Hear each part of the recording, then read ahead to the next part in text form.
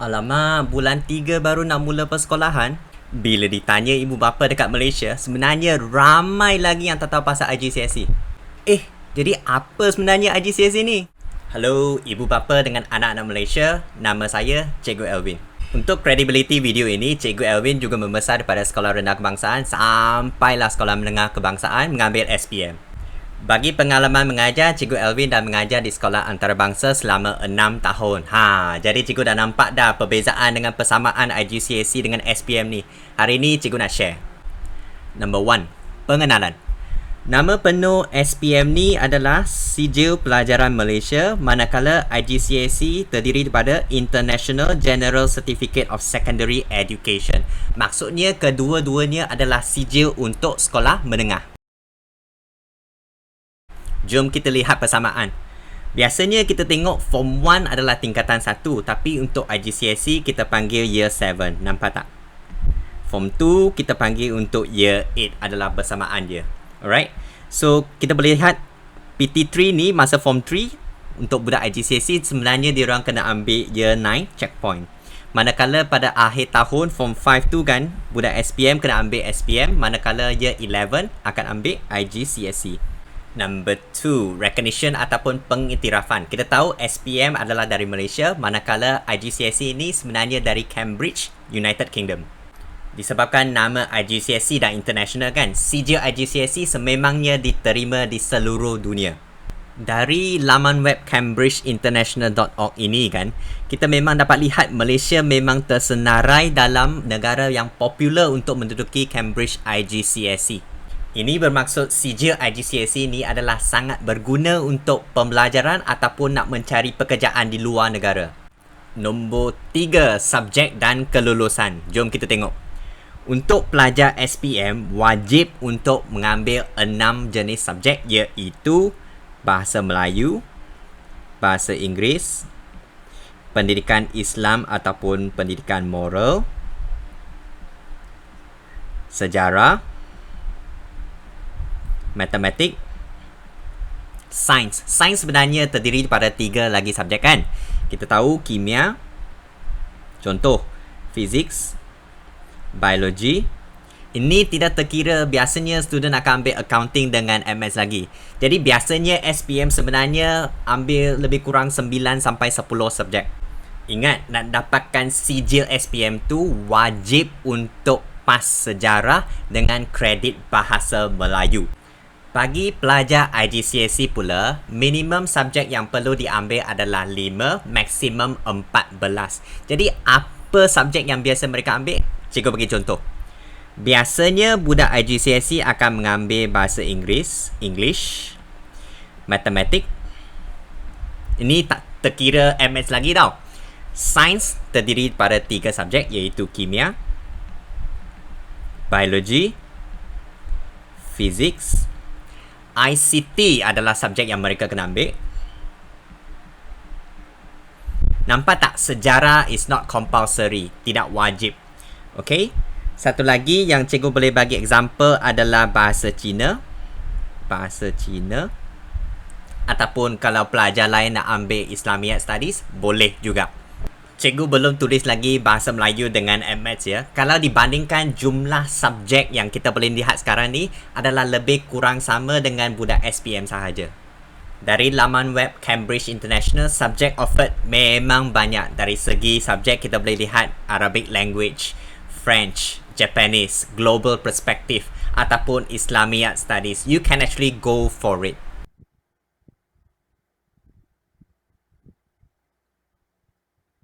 Number 4, Bahasa Melayu. Ni soalan yang Cikgu Elvin selalu terima daripada parent. Adakah anak saya perlu mengambil Bahasa Melayu untuk IGCSE? Jawapan saya, ambil je. Kalau kita tengok manfaat dapat belajar Bahasa Melayu ni, kita dapat bergaul, dapat berkomunikasi. Kalau nak renew IC ataupun pasport kan senang kan? So, I think definitely just go for it. Untuk Cambridge IGCSE Malay sebenarnya ada 2 jenis. So, tengok betul-betul. Untuk yang pertama, Cambridge IGCSE Malay as a Foreign Language. So, yang ini untuk pelajar luar negara. Jadi Cambridge International dah keluarkan satu lagi Malay subjek baru untuk warga negara Malaysia. So kita kena ambil yang the another one ya, which is IGCSE Malay as a first language. Ambil yang ini. Walau bagaimanapun tetap kena ambil as a Malaysian. Number 5, umur peperiksaan. Bagi pelajar SPM, pelajar akan menduduki SPM pada tahun tingkatan 5 umur 17 tahun. Bagi budak IGCSE pula tidak ada terhad. Dari 14 tahun sampailah 17 tahun boleh ambil whenever you are ready. Ini adalah satu kelebihan IGCSE. Ini juga bermaksud pelajar yang mengambil IGCSE boleh memasuki college pada umur 15 tahun. Tapi persoalannya, adakah mereka sudah bersedia? Nombor 6, jadual peperiksaan. Contohnya sebelum pandemik, SPM akan diadakan setahun sekali iaitu pada bulan November sampailah bulan Disember. Nak dapatkan keputusan kena tunggu sampai bulan Mac tahun depan. IGCSE akan diadakan sebanyak 3 kali setahun iaitu pada February March, Mei Jun dengan Oktober November. Bagi negara Malaysia, kita akan mengambil ujian tersebut pada bulan Mei Jun dengan Oktober November sahaja. Bagi pelajar IGCSE yang menduduki ujian pada bulan Mei Jun, keputusan anda akan keluar pada bulan Ogos. Bagi pelajar yang menduduki ujian pada bulan Oktober November, keputusan anda akan keluar pada bulan January. Cikgu bagi contoh perbezaan antara SPM dengan IGCSE. SPM biasanya diadakan setahun sekali iaitu pada bulan November-Disember kan. Jadi pelajar SPM biasanya menghadapi 9 sampai 10 subjek sekaligus pada bulan November. Tapi ini berbeza untuk pelajar IGCSE. Disebabkan IGCSE akan diadakan 2 kali setahun untuk pelajar Malaysia, pelajar IGCSE boleh membahagikan subjek kepada beberapa peperiksaan. Contohnya, pelajar Cikgu Elwin, Mei Jun 2022 sememangnya boleh ambil bahasa Melayu dengan bahasa Cina dulu. Lepas tu, pada tingkatan 5 ataupun Year 11 boleh ambil subjek yang lain-lain seperti kimia, biologi, physics, and maths. Dengan itu, tak payah sekaligus Oktober-November ambil 9 sampai 10 subjek. Ini satu kelebihan IGCSE. Cikgu bagi lagi satu senario kelebihan IGCSE. Contohnya, pelajar A mengambil ujian matematik pada bulan Mei Jun 2022. Keluar bulan Ogos keputusan pelajar A gagal dalam subjek matematik. Pelajar A sememangnya boleh mengambil lagi matematik pada bulan Oktober-November. Ini bermaksud pelajar A tidak payah tunggu sampai tahun depan untuk baru tahu kena ambil semula subjek yang gagal. Nombor 7, tahap peperiksaan. Contohnya, bagi subjek matematik, pelajar SPM tak kira pelajar yang lebih lemah ataupun pelajar yang lebih mahir tetap kena ambil kertas 1 dengan kertas 2 kan? IGCSE sebenarnya ada 2 tahap peperiksaan iaitu core ataupun extended di mana pelajar IGCSE boleh pilih sama ada nak buat core ataupun extended paper. Sekiranya pelajar mengambil core paper matematik, pelajar akan mengambil paper 1 dengan paper 3. Manakala extended paper, pelajar akan mengambil paper 2 dengan paper 4. Here's the catch. Pelajar yang ingin mengambil core paper kena ingat, anda hanya layak daripada grade C sampai grade G. Ini bermaksud kalau paper 1 dapat full marks, paper 3 juga full marks, anda hanya akan mendapat C. Jadi sebagai seorang guru, cikgu tidak menggalakkan pelajar untuk mengambil core paper disebabkan kita nak aim higher kan. Takkanlah dapat full marks pun dapat grade C. Bagi pelajar yang mengambil extended paper, anda layak mendapat grade A star sampai grade E. Nombor 8, sistem pemakahan. Kita boleh lihat sistem pemakahan SPM lebih terperinci daripada sistem pemakahan IGCSE.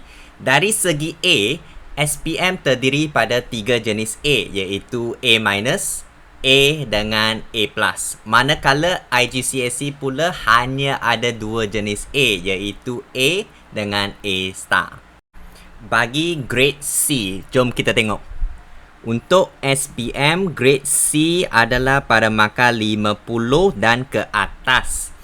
Untuk IGCSE grade C adalah daripada 60 sampai 69. Ini satu perbezaan untuk kredit. Sekiranya pelajar IGCSE mendapati markah kurang daripada 20, anda akan mendapat grade UG, bermaksud ungraded. Nombor 9, kos dan bayaran. Namun perbezaan terbesar antara SPM dengan IGCSE adalah kos dan bayaran. Untuk pelajar SPM tidak perlu bayar untuk mengambil ujian SPM. Pembelajaran juga adalah percuma. Cuma ibu bapa kena bimbang pasal bayaran untuk peralatan sekolah, pakaian seragam dan maybe juga untuk kasut sahaja. So thank you and terima kasih kerajaan. Untuk pelajar IGCSE di sekolah antarabangsa, ibu bapa kena tahu 3 jenis bayaran, iaitu examination fees, tuition fees dengan other fees. Ibu bapa kena ingat, setiap tuition fees, examination fees dengan other fees adalah berbeza antara sekolah antarabangsa. Ada sekolah antarabangsa yang kenakan bayaran 600 per subjek IGCSE. Contohnya, anak tuan-puan mengambil 9 subjek, maka 9 darab dengan 600.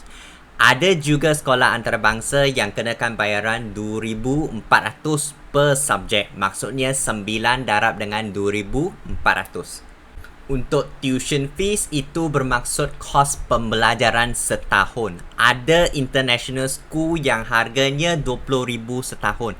Ada juga international school yang harga sampai 100,000 setahun. Itu bergantung kepada lokasi international school tersebut.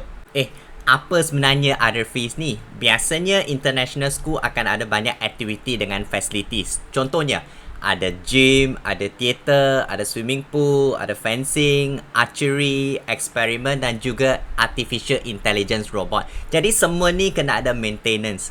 Other fees biasanya adalah maintenance fee ataupun administration fees. Untuk mengetahui lebih banyak maklumat ataupun nak mencari sekolah antarabangsa yang terdekat, anda boleh melayari laman web ini. Go to schooladvisor.my.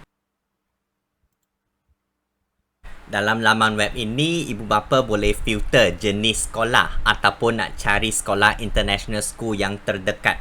Dalam laman web ini juga memaparkan harga tuition fees setahun. Jadi boleh scroll through, tengok kemampuan ibu bapa. Bolehlah tekan masuk sekolah tersebut untuk tengok facilities, nak buat contact appointment, semuanya dalam laman web ini. Cikgu Elvin dah mengambil banyak masa untuk buat video ni. Jangan lupa untuk tekan butang like dan subscribe untuk support the channel dan support Cikgu Elvin. Tidak dapat dinafikan, pendidikan dan pemilihan sekolah yang betul adalah amat penting untuk masa depan anak anda. Bagi Cikgu Elvin, selagi pelajar masih berminat untuk belajar dan pergi ke sekolah, itu pun dah dikira kejayaan buat masa pandemik ini. Kalau ada apa-apa soalan, don't be shy, just comment below. Ataupun nak cakap hi kepada Cikgu Elvin, boleh je. So, if you want to share to other parents, just go ahead. And thank you very, very much. I'll see you in the next video. Bye-bye.